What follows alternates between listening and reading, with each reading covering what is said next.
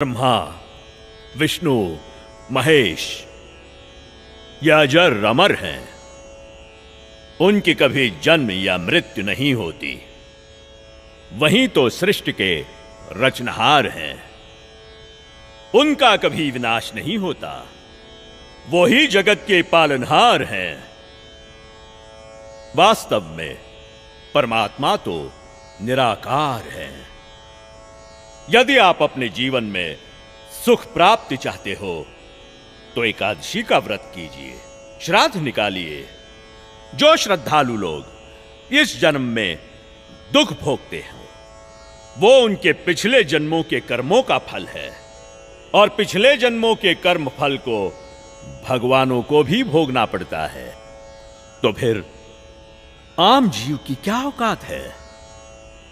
अगर परमात्मा की प्राप्ति चाहते हो तो हमारे साथ बोलिए, हरे राम राम राम हरे हरे, हरे राम राम राम हरे हरे, हरे कृष्णा कृष्णा कृष्णा हरे हरे, हरे कृष्णा कृष्णा कृष्णा हरे हरे। बोलो शेरा वाली माता की राधे राधे राधे राधे राधे राधे राधे राधे।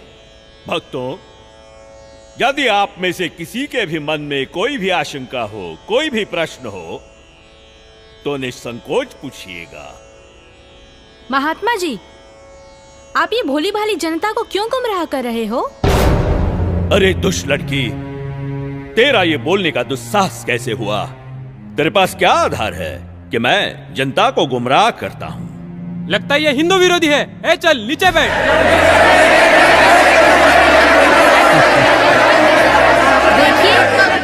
देखिए, हमारी इसी सोच की वजह से इन धर्मगुरुओं ने हमें गलत दिशा प्रदान की है। मैं भी हिंदू धर्म की हूँ और मैं अपने धर्म को श्रेष्ठ मानती हूँ। दरअसल पाखंड केवल हिंदू धर्म में ही नहीं बल्कि मुस्लिम धर्म तथा अन्य धर्मों पर भी चरम सीमा पर है। लेकिन ये हिंदू धर्म की आड़ में नकली संत अपना मनमाना आचरण करके शास्त्रों के विरुद्ध ज्ञान दे रहे हैं, और यही कारण है कि भक्ति करने वाले भक्त को वो लाभ नहीं मिले जो मीराबाई को मिला है, ध्रुव प्रहलाद को मिला है, नानक जी को मिला है।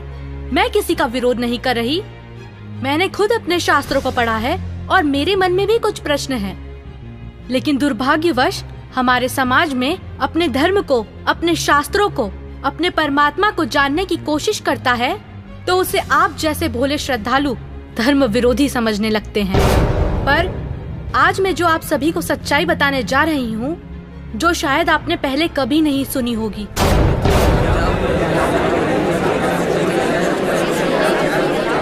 ज्यादा बात मत बना लड़के।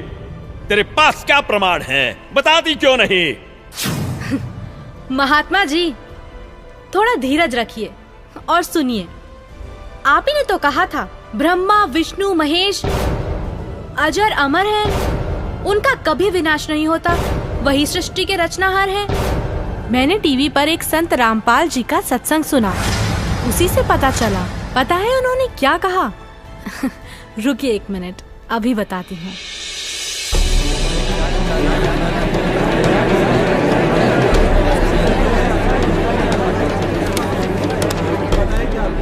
श्रीमद् देवी भागवत पुराण, जिसके तीसरा स्कंद अध्याय 5 पृष्ठ 123 पर लिखा है कि मैं विष्णु, ब्रह्मा तथा शंकर तुम्हारी कृपा से विद्यमान हैं। हमारा तो आविर्भाव, जन्म तथा तिरोभाव मृत्यु होती है। हम नित्य अविनाशी नहीं हैं। श्रीमद् भागवत महापुराण तीसरा स्कंद अध्याय 4 पृष्ठ 10 श्लोक 42 पर लिखा है, हे मात ब्रह्मा, मैं तथा शिव तुम्हारे ही प्रभाव से जन्मवान हैं, नित्य नहीं है, अर्थात हम अविनाशी नहीं हैं। ये श्रीमद् देवी भागवत देखिएगा, सचित्र मोटा टाइप हिंदी, गीता प्रेस गोरखपुर से प्रकाशित है। और परमात्मा चाहने वाले हिंदुओं के घरों पर लगभग रखी पाओगी। ये है संक्षिप्त श्रीमद् देवी भागवत सचित्र मोटा टाइप, केवल हिंदी। प्रकाशक हैं हनुमान प्रसाद पोदार, चमनलाल गोस्वामी, और गीता प्रेस गोरखपुर से प्रकाशित है। 123 पृष्ठ, तीसरा स्कंद, संक्षिप्त देवी भागवत। तुम शुद्ध स्वरूपा हो, ये सारा संसार तुम ही से उद्भासित हो रहा है। मैं ब्रह्मा और शंकर हम सभी तुम्हारी कृपा से विद्यमान हैं। हमारा आविर्भाव माने जन्म, तिरोभाव माने मृत्यु हुआ करता है। हमारा तो जन्म मृत्यु होता है, केवल तुम ही नित्य हो, जगत जननी हो, प्रकृति और सनातनी देवी हो। अब ये क्या सिद्ध हो गया इस थोड़ी सी पंक्तियों में? ब्रह्मा विष्णु महेश की जन्म मृत्यु होती है। तो बताओ महाराज जी, अब आपके पास क्या जवाब है? आप ही ने तो कहा परमात्मा निराकार है। हाँ, तो गलत क्या कहा? परमात्मा तो निराकार ही है, और यही हमारे वेद शास्त्र कहते हैं। महात्मा जी, आप बिल्कुल झूठ बोल रहे हैं। शास्त्रों में कहीं नहीं लिखा कि परमात्मा निराकार है। शास्त्रों में क्या लिखा है ये मैं आपको बताती हूँ, जो कि मुझे संत जी के प्रवचनों द्वारा पता चला। अब ऋग्वेद मंडल नंबर 9 सूक्त 82 में कति कंसेप्ट क्लियर हो जाएगा। ऋग्वेद मंडल नंबर 9 सूक्त 82 और मंत्र नंबर 1 में क्या कहा है? वह है जो सर्वोत्पादक प्रभु, यानी सबकी उत्पत्ति करने वाला, 6 दिन में सृष्टि रच के 7वां दिन तख्त पर बैठने वाला, प्रकाश रूप सद्गुणों की वृष्टि करने वाला, पापों का हरण करने वाला, वह राजे, ये संस्कृत है, इसका अर्थ है राजा के समान। राजा के, ये 269 पृष्ठ पे है राजा के, और इधर देखो 270 पृष्ठ पे, 270 पृष्ठ पे राजा के समान दर्शनीय है, देखने में राजा के समान है, तख्त पर विराजमान है, सिर पर मुकुट है उसके, और वह पृथ्वी आदि लोकांतरों के चारों ओर शब्दमान हो रहा है। वह वर्णीय पुरुष को, अच्छी आत्मा को, जो दृढ़ भक्त है उसको पवित्र करता हुआ प्राप्त होता है। कैसे? जिस प्रकार विद्युत स्नेह वाले स्थानों को आधार बनाकर प्राप्त होता है। आगे किस लिए आता है? उद्देश्य क्या होता है आने का?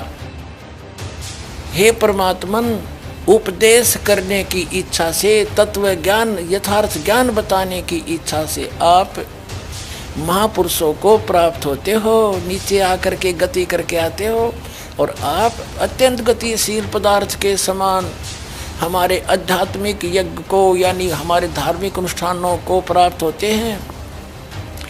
आप कबीर देव हैं, आप अल्लाहु अकबर हैं, शुद्ध स्वरूप हैं, आप पाक हैं, पवित्र हैं। हमारे पापों को दूर करके हे अमर परमात्मा सोम, आप हमको सुख दे। हो गया सिद्ध।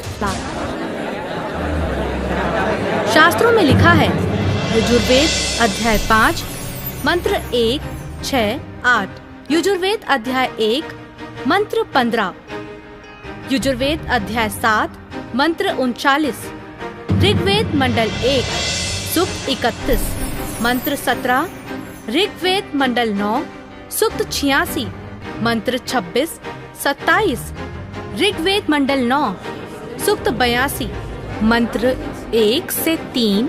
इसमें ये लिखा है कि परमात्मा साकार है, और यही पवित्र कुरान शरीफ और पवित्र बाइबल सिद्ध करते हैं। यह है पवित्र बाइबल, संपूर्ण जीवन अध्ययन बाइबल।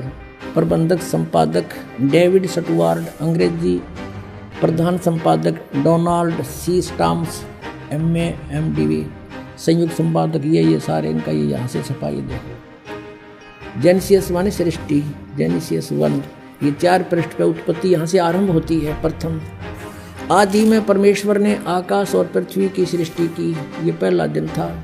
इस प्रकार ये पहला दिन हो गया। फिर दूसरा दिन हो गया, प्रकाश पर पुरुष बना दिया परमात्मा ने। फिर ये तीसरा सांझ भोर हो गया, फिर तीसरा दिन हो गया। जो कुछ भी इसमें फलदार वृक्ष जिनके बीज एक एक जाति के अनुसार बनाए, ये इस प्रकार। अब ये तीसरा दिन हो गया। दिन और रात पर प्रभुता करें और उज्ज्वला दियारा करें। इस प्रकार सांझ हुई, फिर भोर हुआ, ये चौथा दिन हो गया। फिर यहाँ देखें प्रश्न नंबर 5 पे, वो 4 पे पढ़ा आपने, अब 5 पे क्या है, सांझ हुई भोर हुई, फिर ये 5वां दिन हो गया। छठे दिन पे आना हमने, असली बात ये है। फिर परमेश्वर ने कहा मनुष्य को हम अपने स्वरूप के अनुसार अपनी समानता में बनाएं, और वे समुद्र की मछलियों और आकाश के पक्षियों और घरेलू पशुओं और सारी पृथ्वी पर और सब रेंगने वाले जंतुओं पर जो पृथ्वी पर रेंगते हैं अधिकार रखें, यानी उनसे समझदार हों। तब परमेश्वर ने मनुष्य को अपने स्वरूप के अनुसार उत्पन्न किया। अपने ही स्वरूप के अनुसार परमेश्वर ने उसको उत्पन्न किया, और नर और नारी करके उसने मनुष्यों की सृष्टि की। तो परमात्मा किसा होया, मनुष्य जैसा, नर जैसा। अंडरस्टूड हो गया। अब पवित्र बाइबल ने स्पष्ट कर दिया कि परमात्मा मनुष्य जैसा है, उसने अपने जैसे रूप में मनुष्य को बनाया, नर नारी करके उत्पन्न किया। अब कुरान शरीफ दिखाते हैं आपको, देख कुरान शरीफ शास्त्रीय अरबी पद्धति पर नागरी लिपि में रूपांतरकार हैं नंद कुमार अवस्थी, शेरवानी संस्करण। ये कहाँ से छपी है?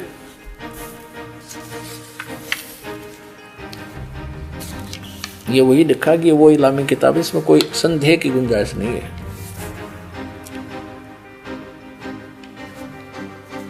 शेरवानी संस्करण, प्रकाशक है लखनऊ किताब घर, मौसम बाग, सीतापुर रोड, लखनऊ।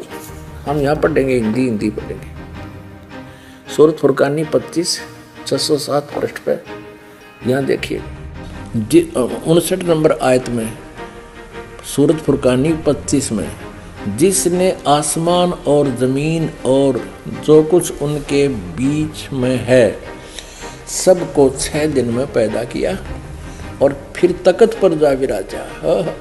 अब इससे सिद्ध हो गया कि दोनों पवित्र सदग्रंथों ने रल मिलकर ये सिद्ध कर दिया कि परमात्मा मनुष्य जैसे शरीर युक्त है, मनुष्य जैसा साकार है।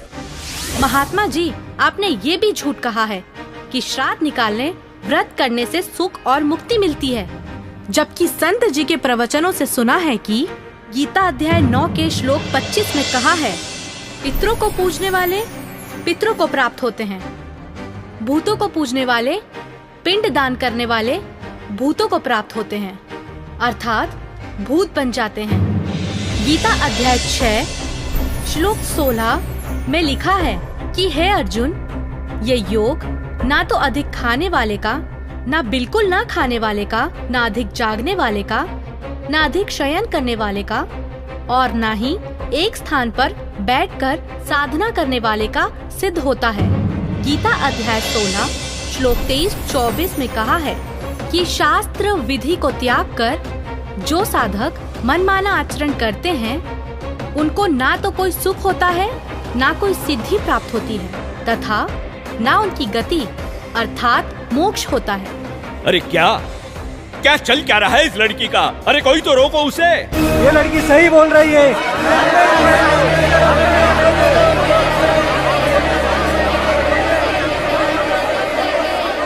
और हद तो तब हो गई बाबा जी, जब आपने कहा परमात्मा पाप नहीं काटते, कर्म का भोग तो भोगना ही पड़ता है, चाहे कितनी ही भक्ति कर लो। सब झूठ है, सब। आपको पता है हमारे शास्त्र क्या प्रमाणित करते हैं? मैं बताती हूँ, जो कि मुझे संत जी के प्रवचनों द्वारा पता चला है। ऋग्वेद मंडल 10 सूक्त 161 मंत्र 2, 5 सूक्त 162 मंत्र 5, सूक्त 163 मंत्र 1 से 3 में लिखा है कि परमात्मा जो चाहे वो कर सकता है, प्रत्येक प्रकार के रोग कष्ट को नष्ट कर सकता है, और यदि कोई मृत्यु के भी निकट पहुंच जाता है तो उसे 100 वर्ष की आयु प्रदान कर सकते हैं।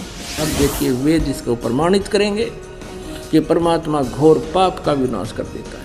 ये देखिए, ये महर्षि दानु सरस्वती द्वारा ही इसका अनुवाद है।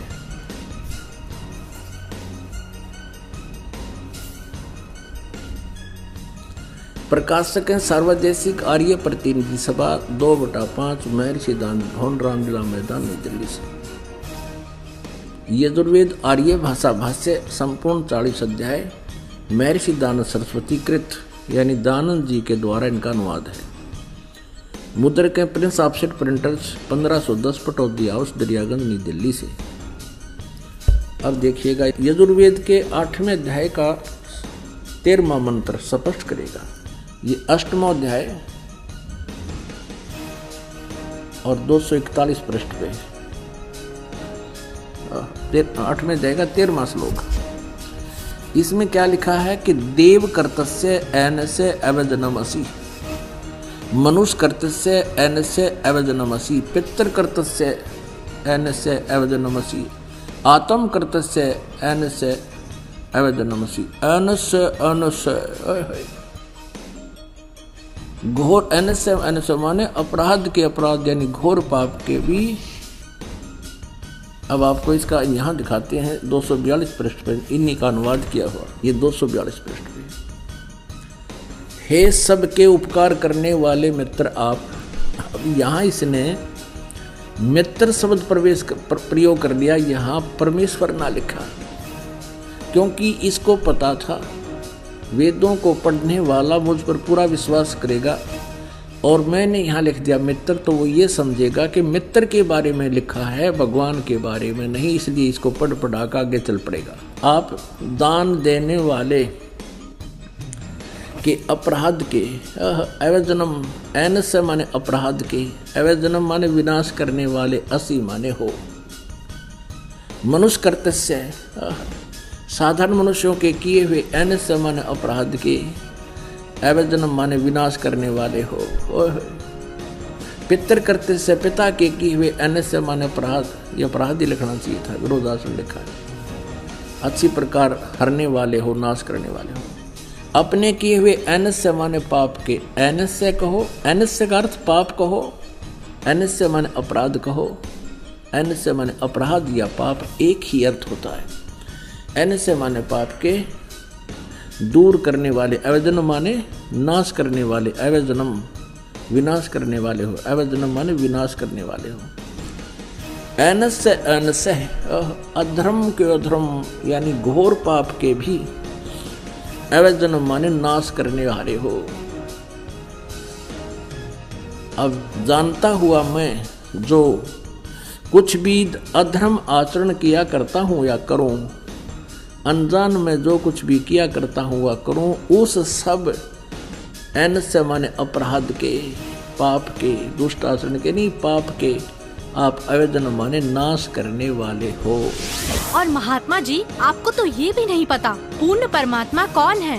अच्छा लड़की, तो तुम ही बताओ कौन है पूर्ण परमात्मा?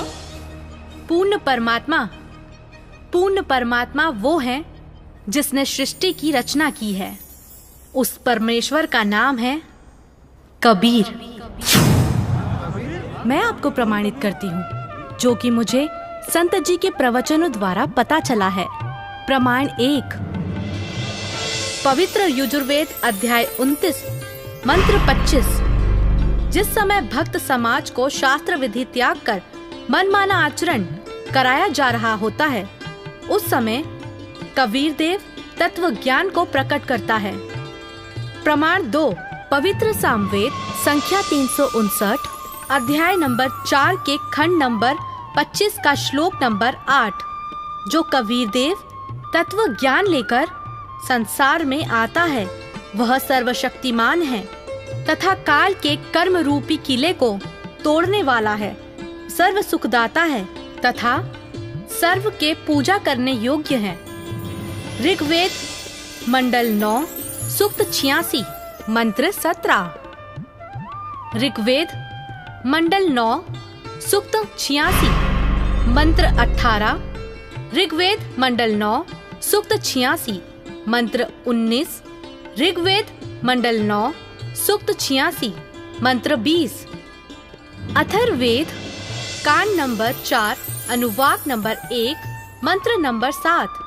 मुस्लिम धर्म के पवित्र शास्त्र कुरान शरीफ सूरत फुरकानी 25 आयत 52 से 59 में लिखा है कि कबीर परमात्मा ने 6 दिन में सृष्टि की रचना की तथा 7वें दिन तख्त पर जा विराजा।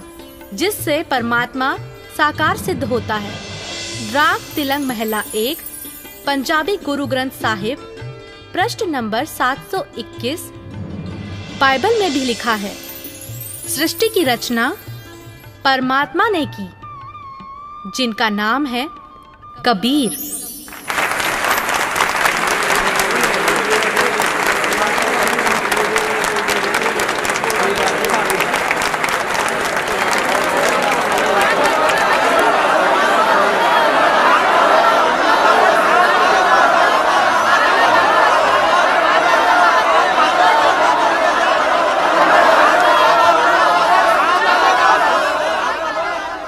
बहन, माफ करना, मुझसे गलती हो गई।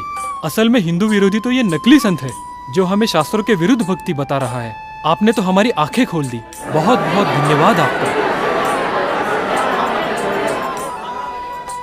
धन्यवाद तो संत रामपाल जी महाराज का कीजिए, जिन्होंने इस अनमोल ज्ञान को भक्त समाज को समझाया है। उन्हीं के ही तो टीवी चैनल पर सत्संगों को सुनकर मैंने इस अनमोल ज्ञान को प्राप्त किया है।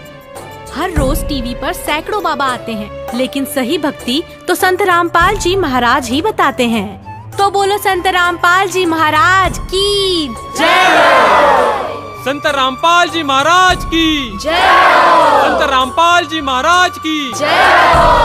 आओ सब मिलकर जागरूकता लाए, पाखंड और अंधविश्वास को जड़ से मिटाए। अंधश्रद्धा भक्ति मानव जीवन के लिए बेहद खतरनाक है। शिक्षित समाज से निवेदन है कि नकली और शास्त्र विरुद्ध साधना बताने वाले धर्म गुरुओं से बचे तथा नकली धर्म गुरु का विरोध करे। सभी धर्मों में पाखंडवाद चरम सीमा पर है। समाज को चाहिए कि गलत साधना बताने वाले धर्म गुरुओं का डटकर विरोध करे। पुस्तक अंधश्रद्धा भक्ति खतराए जान को पढ़े। हमारे इस वेबसाइट पर जाकर इस पुस्तक को निःशुल्क पाए, या फिर आपका पूरा नाम, पता और फोन नंबर इन नंबरों पर SMS करें। अवश्य देखिए जगतगुरु तत्वदर्शी संत रामपाल जी महाराज के मंगलमय प्रवचन हर रोज इन चैनलों पर। सोशल मीडिया पर हमसे जुड़ने के लिए लाइक, सब्सक्राइब और फॉलो जरूर करें।